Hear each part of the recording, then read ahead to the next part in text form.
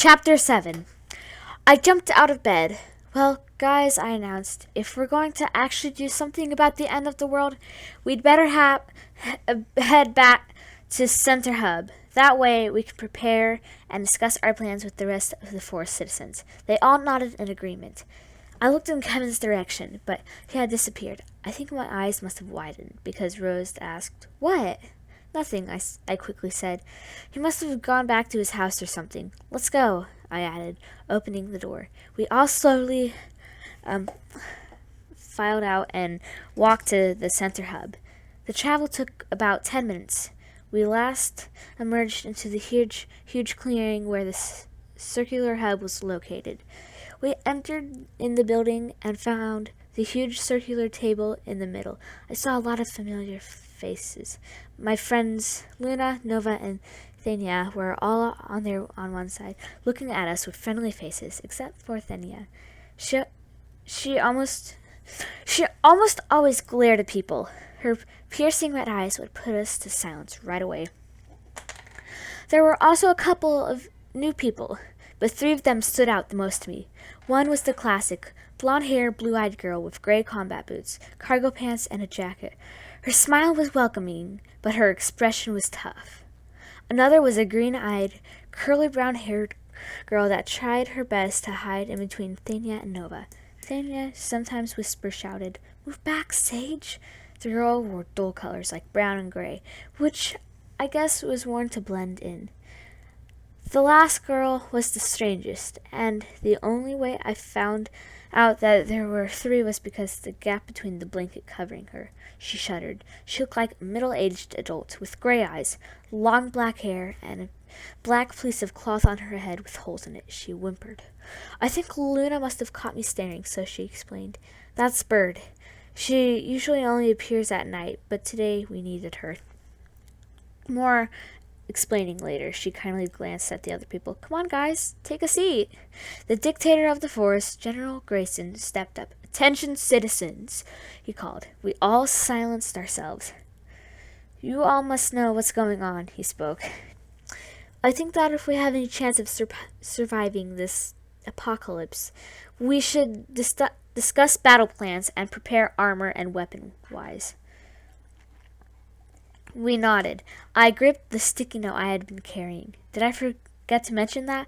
I was going to be the commander for this time, so I needed to discuss the plans with the others myself. "Linny, Ketlia, you may come up." I clenched my teeth. I really hated when people called me that.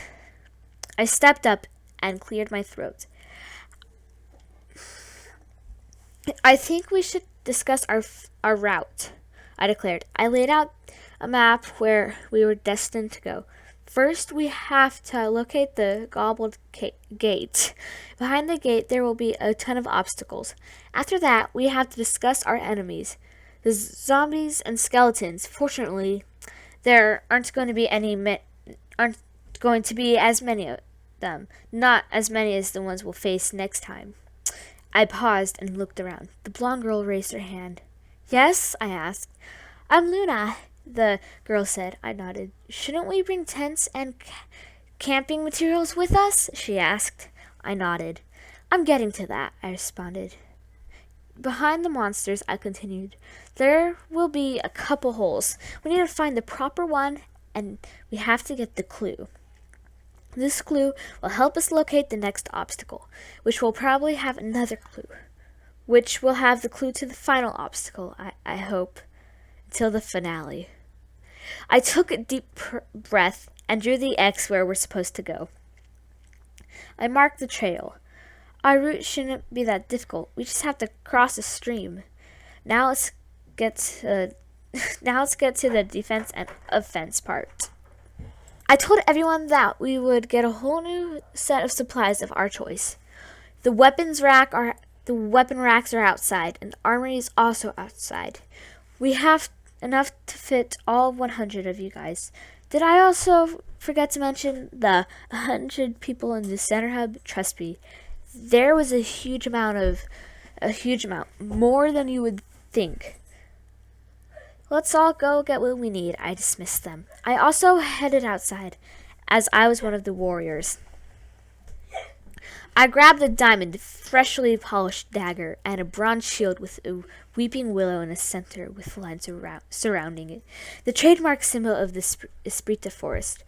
I just realized how peculiar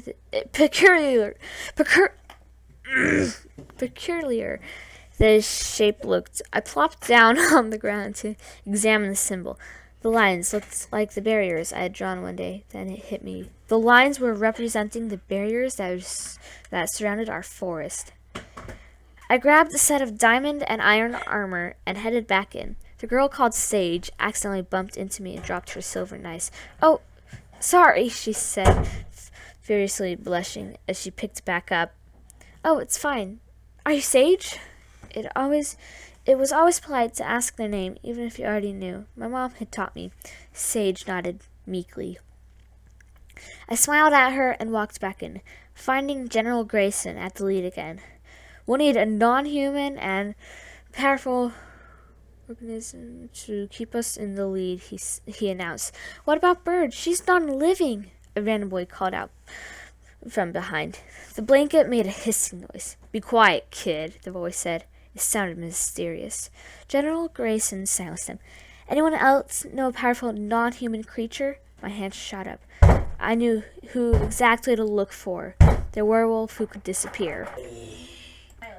My hand shot up. I knew exactly who to look for. The werewolf who could disappear. We needed to get Kevin.